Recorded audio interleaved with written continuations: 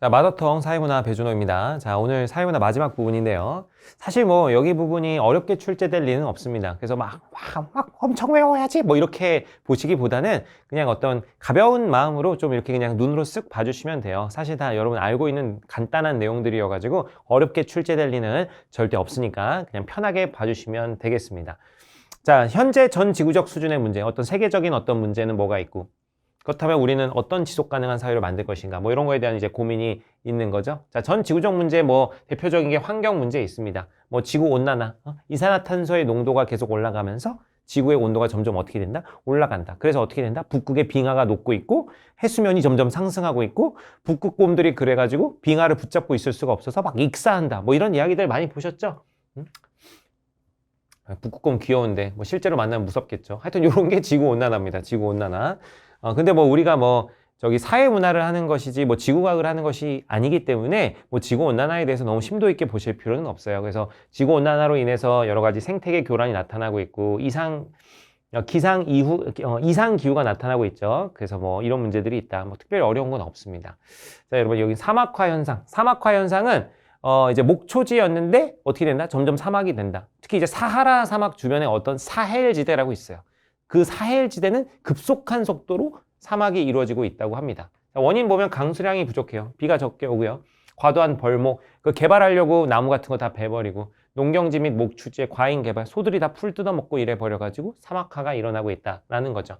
사막이 이제 많이 만들어지게 되면 어떻게 됩니까? 비 같은 게 왔을 때 그 토양이 다 쓸려 내려가 버리겠죠. 토양 침식과 물 부족으로 인해 가지고 식량난이 일어날 수 있다. 생물종 다양성이 파괴되고 생태계가 파괴된다. 뭐 이런 이야기. 역시 뭐 어려운 거 전혀 없습니다, 여러분. 자, 그다음에 열대우림 파괴. 자, 열대우림 같은 경우는 열대지방, 적도지방에서 아주 울창한 숲, 여러분 정글의 숲 같은 거 보신 적 있죠? 거기서 있는 이제 아주 키 큰 나무들이 있는 곳이 바로 열대우림 아닙니까? 이 열대우림의 역할은 뭐냐면은 이산화탄소를 흡수해가지고 뭐를 내뿜어줘? 산소를 내뿜어 줍니다. 그래서 이 열대우림 지역을 뭐라 그러냐면 지구의 허파라 그러죠. 그래서 이 지구의 허파인 근데 열대우림들이 좀 많이 사라져 가고 있다라는 얘기예요. 무분별한 벌목이 일어나고 불법적인 방화를 하기도 합니다. 왜 그러냐면은 그 열대 지방에 있는 국가들도 도시 같은 걸 개발해야 될 거 아니에요. 그래서 도시 같은 걸 개발하면서 거기에 이제 열대 우림들을 이제 좀 벌목해가지고 도시로 만들고 뭐 이런 과정들이 있다고도 합니다. 또 우리 이제 아프리카 같은 데서는 이제 농사를 어떻게 짓냐면 그 열대 우림은 이미 숲이 울창하기 때문에 거기서 농사를 짓기 어려우니까 화전 농업을 해요. 화전 농업. 그래가지고 밭이 아니라 그 숲을 불태운 다음에 그 이제 불태운 그 공간에서 이제 농사를 짓습니다. 자, 그런 거 불법적인 근데 이제 그건 이제 당연히 정부에서는 막으려고 하고 있어서 그 일종의 불법적 방화로 보고 있습니다. 하여튼 이런 것들이 열대우림 파괴를 가져오고 있습니다. 그래서 이 열대우림 파괴는 가장 중요한 문제죠. 이산화탄소 흡수능이 악화돼가지고 지구 온난화가 가속화되고 있다는 겁니다.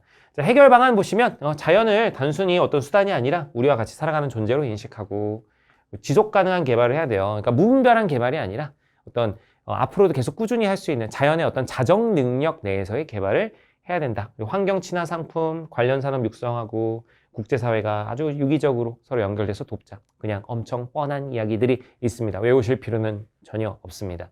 다음으로 넘어갑니다. 자, 자원 문제 있죠. 자원 문제. 그래서 자원이 막 고갈되고 있어요. 석유 같은 경우가 지금 이제 가장 우리가 많이 쓰는 자원인데 석유가 이제 점점 고갈돼 가고 있겠죠. 그래서 자원이 부족한 상황이고요. 식량 부족 문제, 식량의 생산 및 분배 지역적 편중으로 인해 가지고 식량 부족 위기에 처한다. 아직도 아프리카에 보면은 어떻게 합니까? 아이들이 막 굶어 죽어가고 있는 이런 나라들도 아직까지 존재하고 있습니다. 물 부족. 역시 사막 지역 이런 곳이죠. 그래가지고 뭐예요? 막 우물 파주고 막 이런 거 여러분 막 월드비전이나 이런 데 사는 거 본 적 있죠? 까말라에게 희망을 주세요. 막 하면서 당신의 3만 원이 희망을 만들 수 있습니다. 뭐 이런 거 하잖아요. 이런 것들이 이제 여러 가지 자원과 관련된 문제라고 볼 수가 있습니다. 해결 방안 보시면은 자원 절약하고 재활용하자, 친환경 자원 개발하자. 자, 이런 청정 에너지, 환경 오염을 일으키지 않고 어떤 고갈되지 않는 청정 에너지 이런 것들을 잘 만들자. 뭐 이런 이야기들이 있습니다. 국제 협약 같은 것도 좀 잘 체결하자. 그냥 역시 뭐 뻔한 이야기입니다. 다음 장으로 넘어갈게요. 자, 전쟁과 테러에 대한 얘기가 나오는데 역시 전쟁과 테러도 굉장히 중요한 국제 문제라고 할 수가 있습니다.